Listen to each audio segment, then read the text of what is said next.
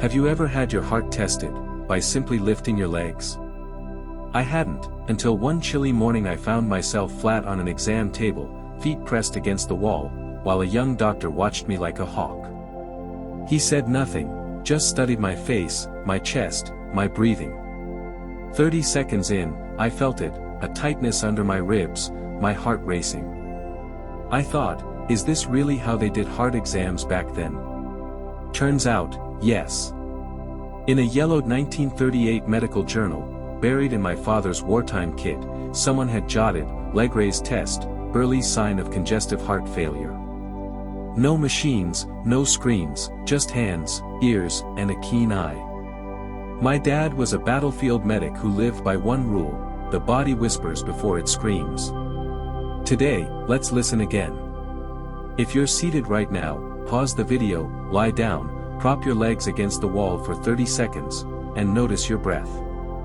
In the next segment, we'll uncover why that simple move can unmask hidden heart failure in seniors.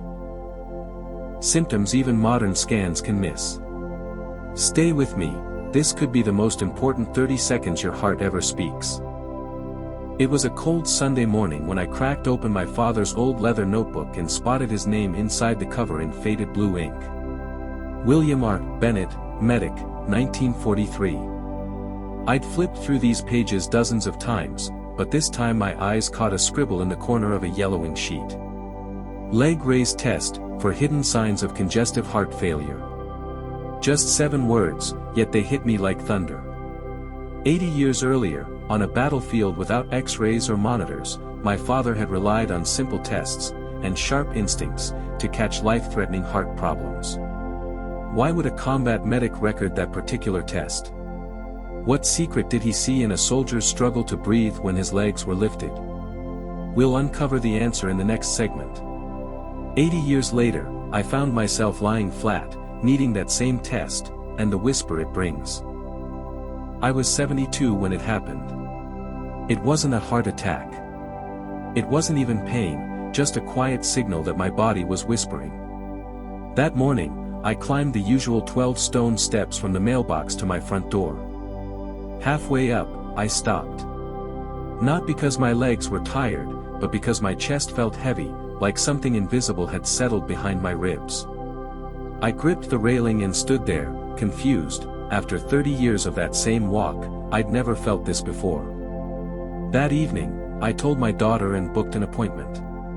Dr. Karen Michaels, calm, experienced, eyes sharp as X-rays, listened to my chest, checked my ankles, then asked me to lie down. Instead of examining my back, she gently lifted my legs. I cracked a joke, "What, yoga now?" She smiled, then said, "No yoga. This is the leg raise test. Watch your breathing." We waited, 30 seconds, 60. Suddenly, the tightness returned. My breath changed. My heart thumped too fast. For the first time in 30 years. I heard the whisper of my own body. She lowered my legs, jotted a note, and asked, "Do you know your pulse pressure?" "No.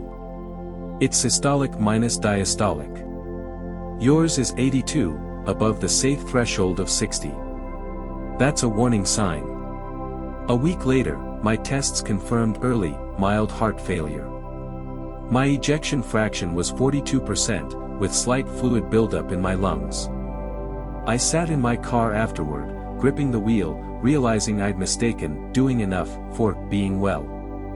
That night, flat in bed, I felt every heartbeat and remembered the 1938 notebook. The same 7 words.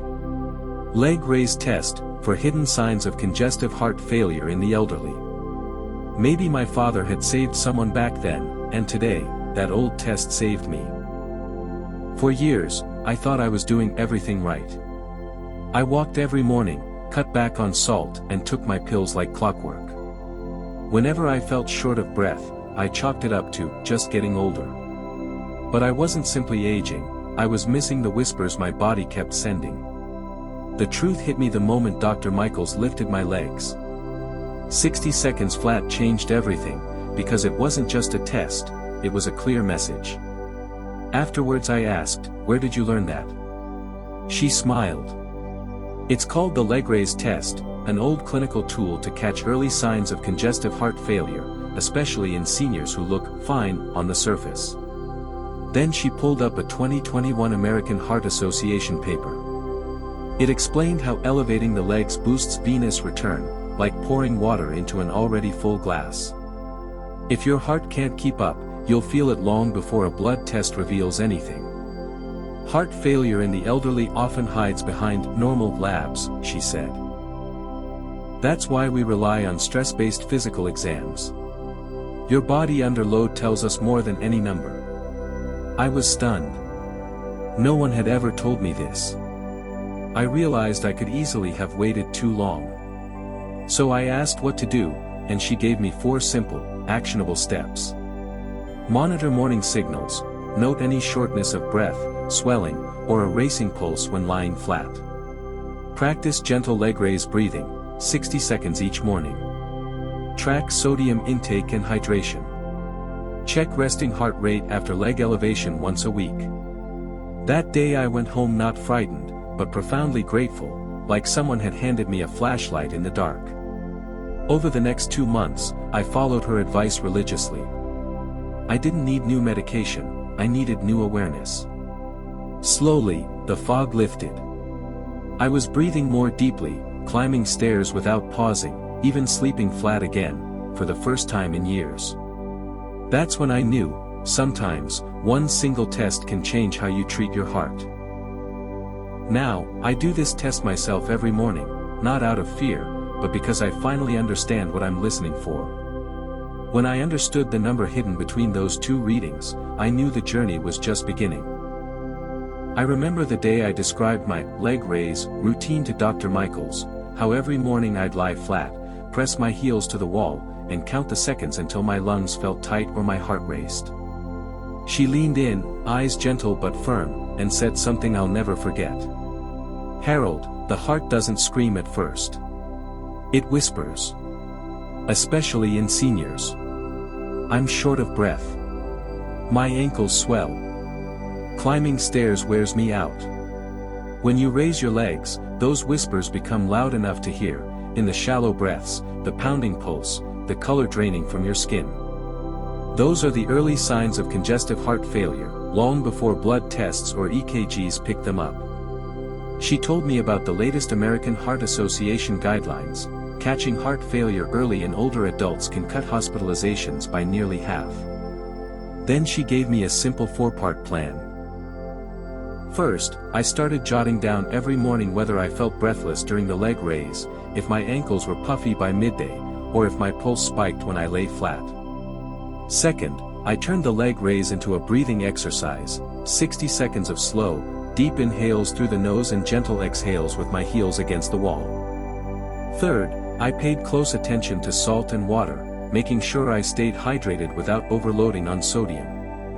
And finally, once a week I'd check my resting heart rate right after the exercise, so I could track any changes. I'll admit, at first it seemed like a chore.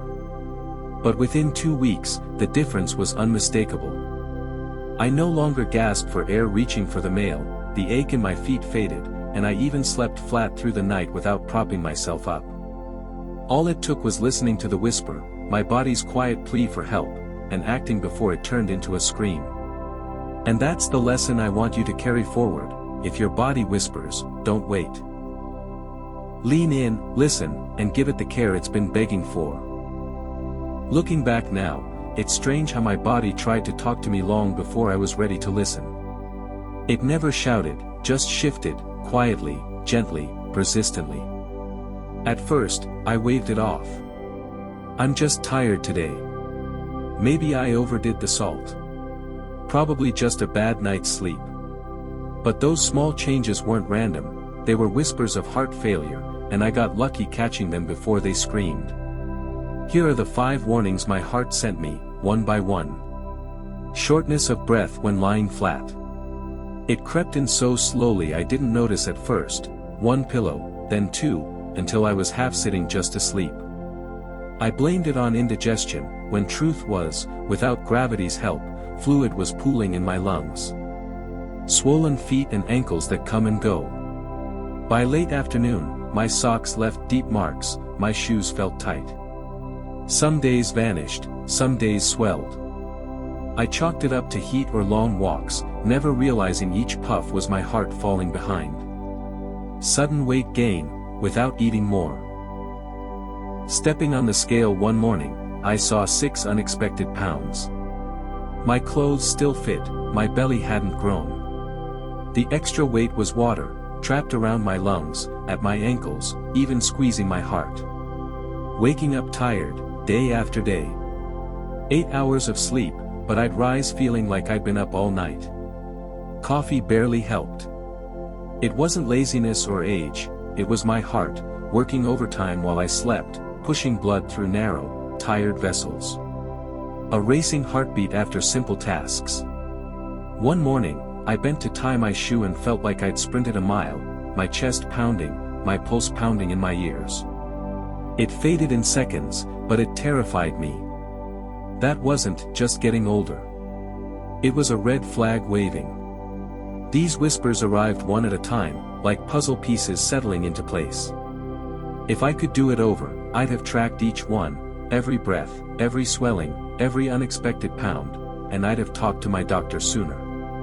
So here's what I'll say now, if any of this sounds familiar, please don't wait. Lean in, listen, and act before the whisper becomes a shout. Talk to your doctor, ask about the leg raise test, keep a simple log of what you feel. Because the sooner you hear your body's soft warnings, the longer your heart stays strong. After my diagnosis, I felt anything but strong. I wasn't in control, I was small, confused, not sure where to start. The doctor handed me a folder overflowing with pamphlets, medical jargon, diet charts, and don'ts.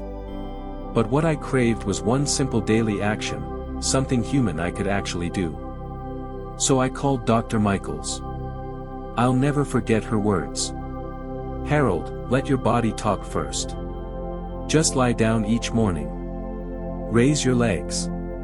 And listen. If your heart's struggling, it'll tell you. That was it, no gadgets, no apps, no guilt trips, just 1 minute every morning, me, my legs, and silence. Day 1, I lay back, feet up the wall.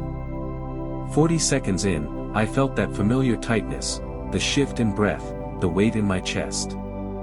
I jotted down one line in my notebook. Day 1, breathless at 0:40. Every day I repeated it. Day 3, I noticed calmer breaths.